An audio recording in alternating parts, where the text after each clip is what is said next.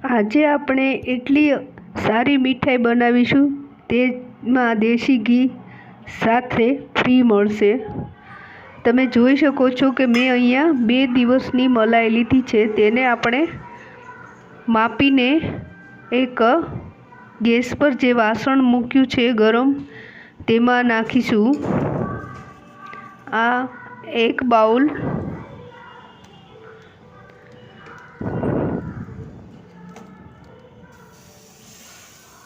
હવે આપણે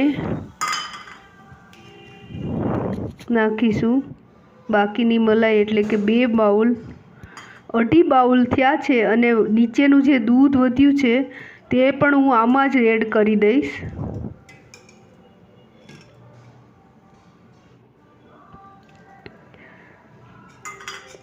બાકીનું બધું દૂધ ને આ મલાઈ મિક્સ કરી દઈશું। આનું કોઈ પરફેક્ટ માપની કે એવી કોઈ જરૂરિયાત નથી, એટલે કે 2.5 બાઉલ મલાઈ છે અને તેની નીચેનું ઘાટું દૂધ છે તે 1 બાઉલ છે। આટલું થયું છે।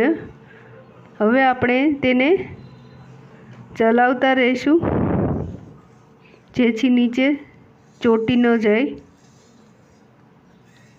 સાઈડમાં પણ બરાબર રીતે ઉખેડતું જવું જેથી તે ચોંટી ન જાય।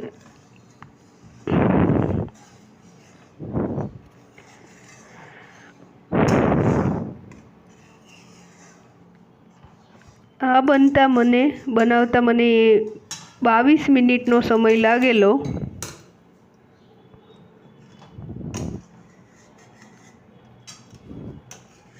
એનાથી વધારે નથી લાગતો, કારણ કે મલાઈને ઘટ્ટ થતાં બહુ વાર લાગતી નથી હોતી।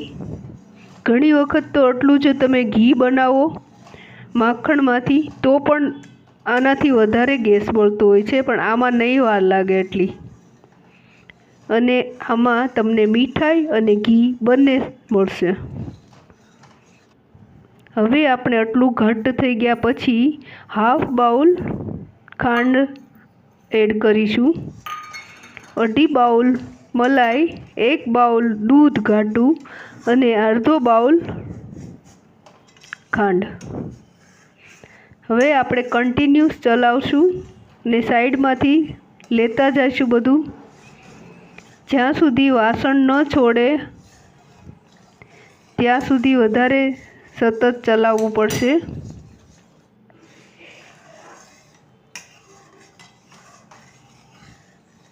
હવે ઘણું ઘાટું થઈ ગયું છે।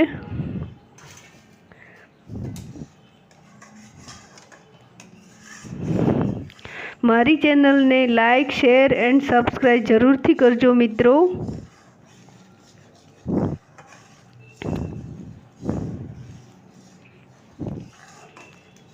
હવે તમે જોઈ શકો છો કે વધારે ને વધારે ઘાટું થઈ ગયું છે। હું વચ્ચેથી શૂટિંગ નથી કરતી હોતી, વચ્ચે તમને થોડી વારે કરીને બતાવું છું।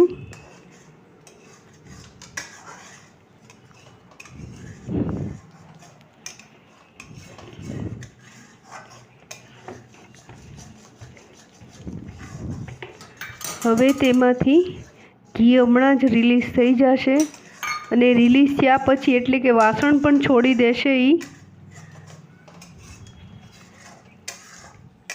ચલાવતા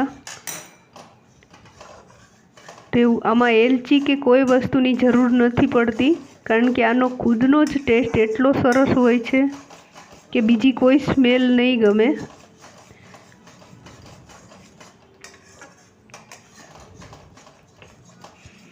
હવે આમાંથી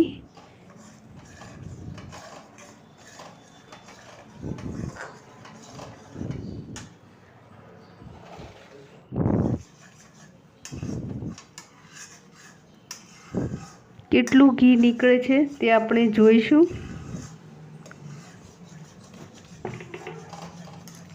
મેં અમૂલ ગોલ્ડ દૂધ અમે લઈએ છીએ, તેમાંથી મલાઈ કાઢેલી છે। હવે વાસણ છોડવા માંડ્યું છે,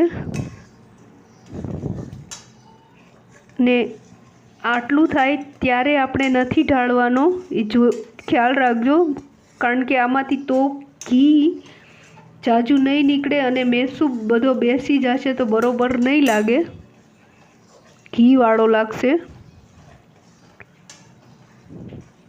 એટલા માટે થોડું 2 મિનિટ હવે વધારે ચલાવી લઈશું. અને આમ થોડો છૂટો અને મમરી જેવું સેજ જ થાય, સફેદ જ રહેવું જરૂરી, અને સેજ છૂટો થાય એટલે બસ હવે થઈ ગયો એમ માનવાનું. અને હવે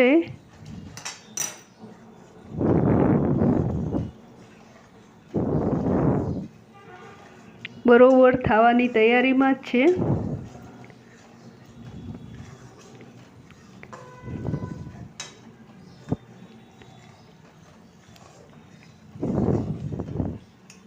ચલો હવે આપણે તેને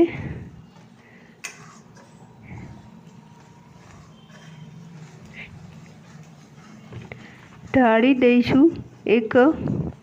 ની ઢાળવાની રીત પણ અલગ છે, એ તમને હું બતાવું છું કે સેમ કઈ રીતે નાખીશું, કેમ ઉતારી લીધો છે મેં. હવે આપણે એક ડબ્બો લઈશું, તેમાં આપણે એક ચાયણી રાખી હવે તેના પર આપણે નાખીશું. અને હવે આપણે તેમાંથી કેટલું ઘી નીકળે છે તે પહેલાં કાઢી લઈશું, પછી તો નીકળશે જ, પણ અત્યારે કેટલું છે તે કાઢી લઈશું.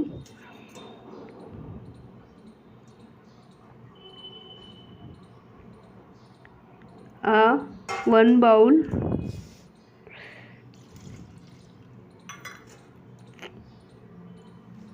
હવે આ 1 બાઉલ ઉપર થોડું નીકળ્યું, બરાબર. હવે તેને ઓલી ચાળણીને થોડીક ક્રોસમાં રાખવી, જેથી ઘી થોડું હોય તે બી નીકળી જાય, અને અડધી કલાક પછી તેના કાપા પાડવા. 1 કલાક થાય તો આમાં કોઈ પ્રોબ્લેમ આવતો નથી.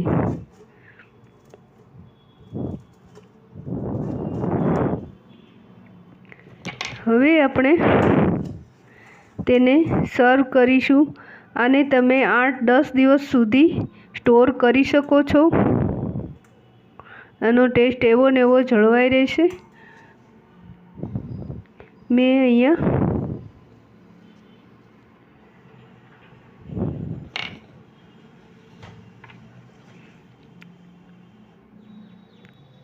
વધેલું ઘી પાછું જે ડબ્બામાં નીકળ્યું હતું તે બાઉલમાં કાઢ્યું તો અડધો બાઉલ પાછું નીકળ્યું. હવે આ મેં સર્વ કરી દીધો છે, તમે જોઈ